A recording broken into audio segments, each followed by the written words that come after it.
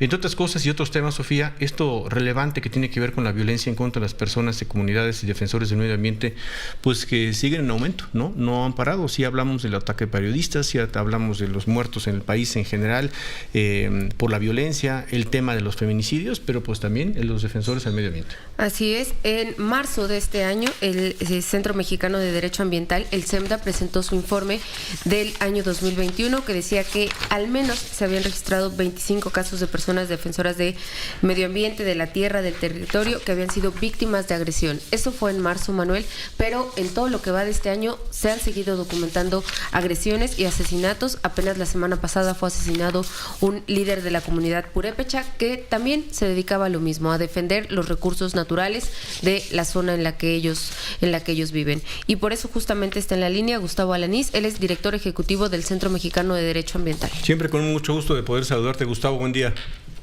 El gusto es mío, Manuel, Sofía, a todo el auditorio, y quisiera agradecerles la oportunidad del espacio y sobre todo mandarles un mensaje de solidaridad y apoyo para Ciro, para ustedes, para todo el equipo de la mañana, de la noche, y que sepan que estamos con ustedes. Muchas gracias, Gustavo. Muchas gracias. Lo hacemos extensivo a Ciro, a todo el equipo. Muchas gracias. Y efectivamente, Gustavo, porque aquí el problema es que ojalá se acabara el año y se acabaran ese tipo de agresiones.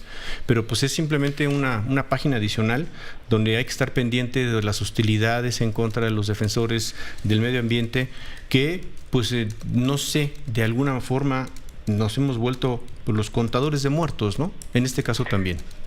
Sí, así es, como bien decía Sofía, en Ocumichu, Michoacán, Pedro Pascual fue asesinado la semana pasada, un defensor incansable de los bosques, y esto a lo que nos lleva, Manuel, es a ver que hay en efecto una violencia que se ejerce en contra de los defensores ambientales, justamente por la labor que hacen, ¿no? Por defender a la naturaleza, por defender el patrimonio natural de nuestro país, y por ese simple hecho pierden la vida.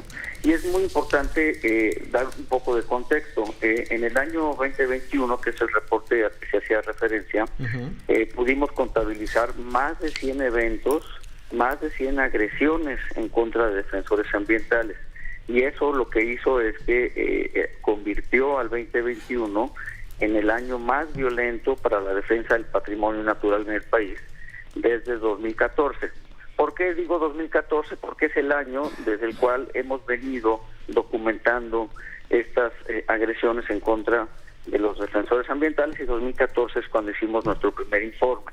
Estas agresiones, Manuel, amigos del auditorio, han tenido que ver con varias cosas. Por ejemplo, ha habido intimidaciones, muchas veces es hostigamiento, a veces los amenazan, a veces son directamente agresiones físicas, y como bien decían ustedes, los homicidios se dieron en 25 casos a 25 defensores ambientales en el 2021, y en el comparado con el 2020 habían sido 18, entonces hubo un aumento bastante considerable.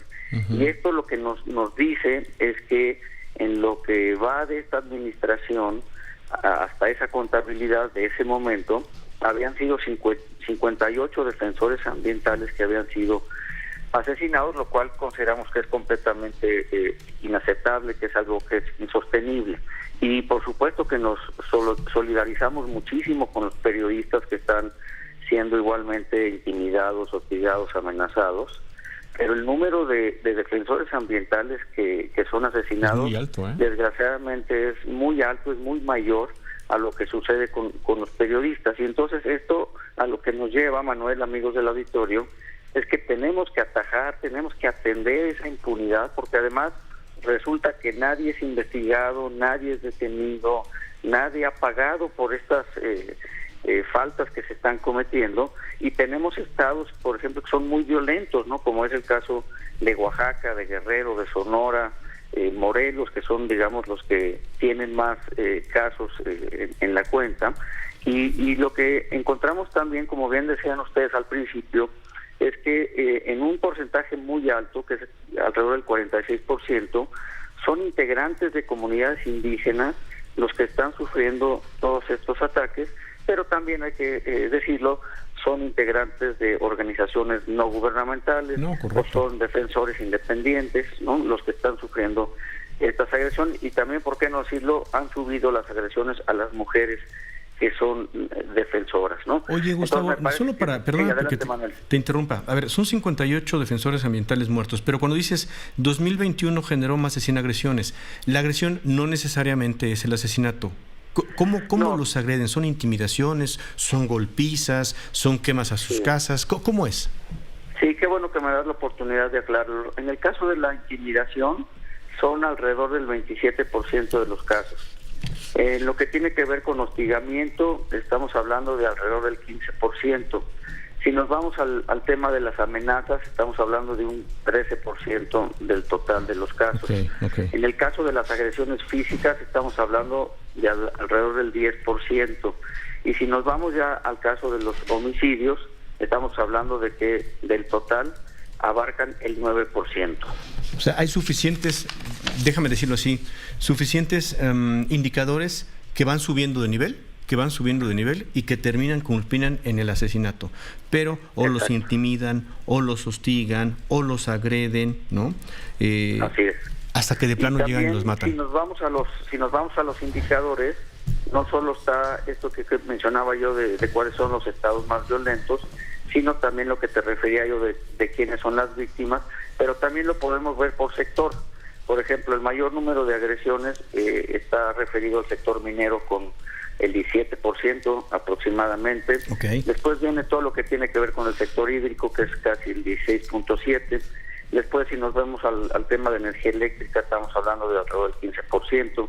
Si nos vamos al tema de vías generales de comunicación, alrededor del 13%. Híjole. Y también, por qué no decirlo, y que está relacionado con este último asesinato, en el sector forestal, encontramos alrededor del 11% de los casos. Pues mira, la intención justamente de escucharte, Gustavo Alanís, director ejecutivo del Centro Mexicano de Derecho Ambiental, no es simplemente registrar el hecho, dejar una vez más que termina un año, decíamos hace rato, pues ojalá terminara el año y acabara la página, ¿no? Y se acabaran las cosas y empezáramos de cero y hubiese no solo respeto para quienes están haciendo este tipo de manifestaciones en favor del medio ambiente, sus luchas, sino la garantía de que no los vayan a agredir, a insultar, a hostigar, en el peor de los casos a quitarles la vida, sino que esto es un tema continuado, ¿no? El año lo que nos sirve es simplemente para hacer estadística, pero esto es un asunto continuado y, como bien nos dices y haces el énfasis, omitido absolutamente por la autoridad, porque pues en una de esas quizá ni se investiga, Gustavo, se abre una averiguación previa, se abre una carpeta, pero en esas no se investiga, Así es, estamos ante una impunidad total. Necesitamos en el país, Manuel, amigos del auditorio, poder construir, y no solo eso, sino implementar y supervisar una política pública integral de protección a los periodistas y a los defensores de derechos humanos, incluidos por supuesto los defensores ambientales, pero también necesitamos fortalecer mucho el mecanismo para la protección de estos periodistas y de estos defensores de derechos humanos, porque hay que meterle recursos, hay que meterle personal para que puedan hacer su trabajo atinadamente.